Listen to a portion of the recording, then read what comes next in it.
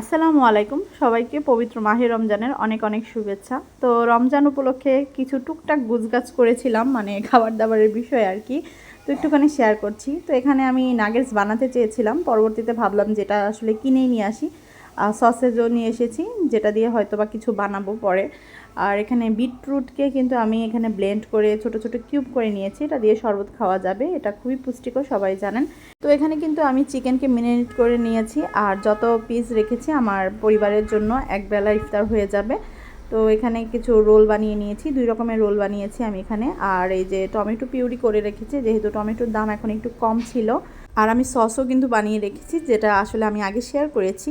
আর এখানে যে আমি এখানে রোল বানিয়েছি, এটা হচ্ছে স্প্রিং রোল, যেটা কিন্তু আমি কলিজা দিয়ে বানিয়েছি।